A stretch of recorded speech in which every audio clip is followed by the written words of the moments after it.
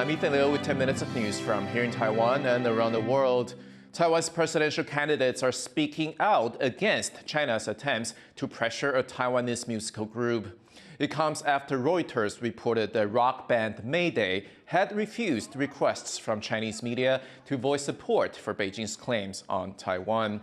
In response, Chinese officials later threatened to fine them for lip-syncing during the tour in the country. Taiwan's presidential candidates say it's evidence of China's attempts to influence voters ahead of Taiwan's elections. As election day looms, people in Taiwan are looking at candidates' policies to decide who to vote for. Here at TaiwanPlus, we're exploring the real issues.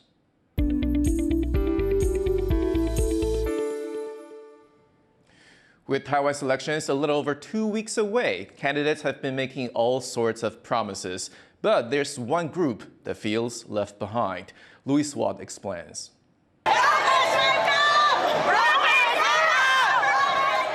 Jennifer Gilales-Villarus is frustrated at the way migrant workers like her are treated in Taiwan. She's protesting ahead of elections that will decide the country's next president and legislature, hoping something will change.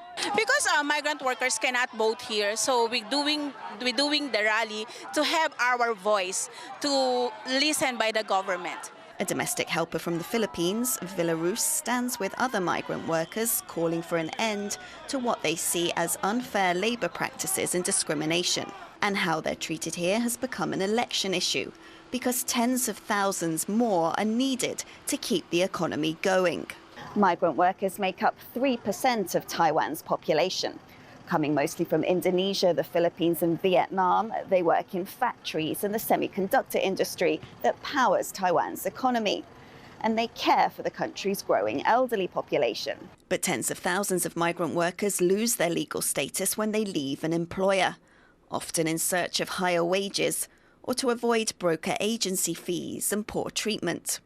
Taoyuan, the candidate for the main opposition party, the Kuomintang, has proposed an amnesty for them, promising they would not be fined or deported to ease Taiwan's labor shortages.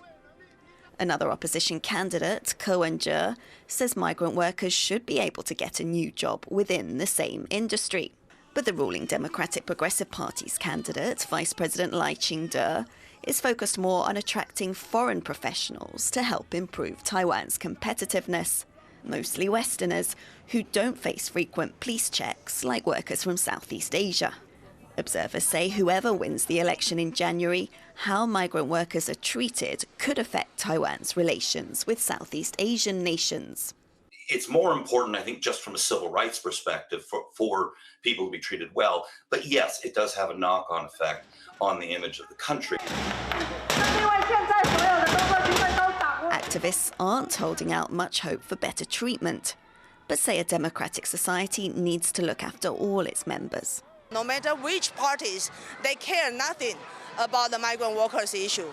So we don't really expect anything from the candidate or the election. If we don't take care of the minority, if we don't pay attention to the rights of the minority, the society won't be at all equally.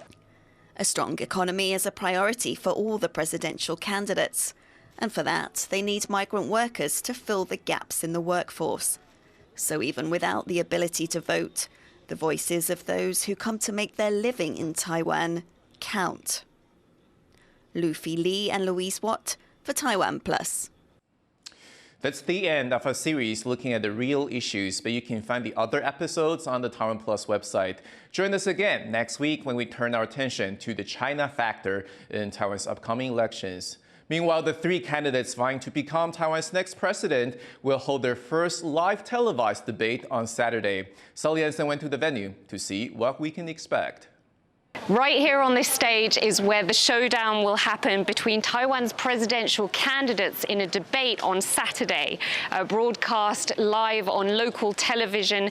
The three candidates, Lai Ching-te of the ruling Democratic Progressive Party, or DPP, who is currently leading in the polls, will face up against Taoyuan of the Kuomintang and the Taiwan People's Party's Ko Wen-je. And the three candidates will have 5 questions put to them by local media. And they will have the chance to respond to those questions and not just that, but also respond to one another's policy platform and counter each other, which could lead to some verbal clashes between the candidates. And we've already seen a few of those in the last 3 presidential candidates' policy forums, with the DPP advocating for a tougher stance on cross-strait relations on its neighbor China, which claims Taiwan as part of its territory, and the KMT pushing for a softer approach with relations with its neighbor. They're also likely to talk about domestic issues such as housing, the cost of living, nuclear energy, and crime. And this will go on for about 2 hours. And there's also another debate on Monday between their running mates, the vice presidential candidates. The format of the debate on Saturday may mean more barb trading between the candidates, and it will likely attract a lot of media scrutiny, but it's unclear yet how much the debate will affect who Taiwan chooses as its next leader. Scott Huang and Sally Jensen in Taipei for TaiwanPlus. TaiwanPlus will live stream the presidential debate on Saturday with live English interpretation. Watch the debate on TaiwanPlus.com starting at 2 p.m. Taiwan time. Environmentalists say a protected coral species is suffering because of a nearby construction project.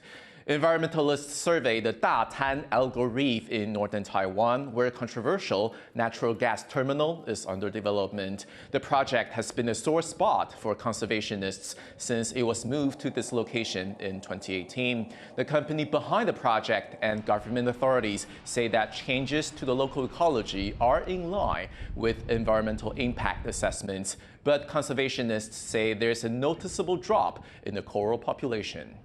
在22个点位中呢，我们发现到有2个点位是完全消失了。那其他相关的点位，我们发现到大部分面积都缩小了。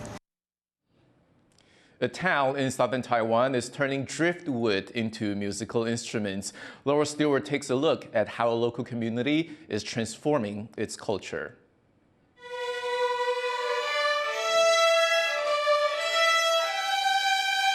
A community music group playing rather special instruments.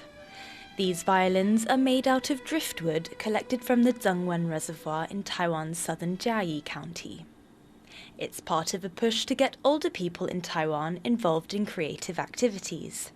Here they're taught how to make violins, that they then learn to play. 漂舞做小提琴，对我这个70几岁老人来讲，根本就是一个化腐朽为神奇，那个精神造出来啊。 It's become a point of interest for the town of Dabu, attracting people from around the country to join the orchestra. 我就开始租个房子在这边，一边学琴，那一边在这边，有一些乐团的训练。 And while recycling waste helps the environment, the program also brings added quality to the lives of Taiwan's older people, an ever-expanding group as the country's population rapidly ages. 我们也同时在创造新的大埔文化，然后就是用这个音乐的美学，然后建立我们这边长者的关怀。 While the violins are crafted and played by these seniors, they'll also be sold on for others to enjoy. Blending the natural environment with musical tradition, the residents of Dabu are adding a new tune to retired life. Dolphine Chen and Laurel Stewart for TaiwanPlus. A leopard cat has been spotted in northeastern Taiwan's Yilan County for the first time in 3 decades. A university student captured images of the wild cat using infrared cameras set up in the county's forests. Leopard cats are endangered in Taiwan and typically found in its south and center. Experts say the animal's reappearance in the northeast county is good for the local ecology. Thank you for watching What's Up Taiwan. Before we go, check out these images of people swimming in sub-zero water near the Arctic Circle. I'm Ethan. Take care, and I'll see you next time.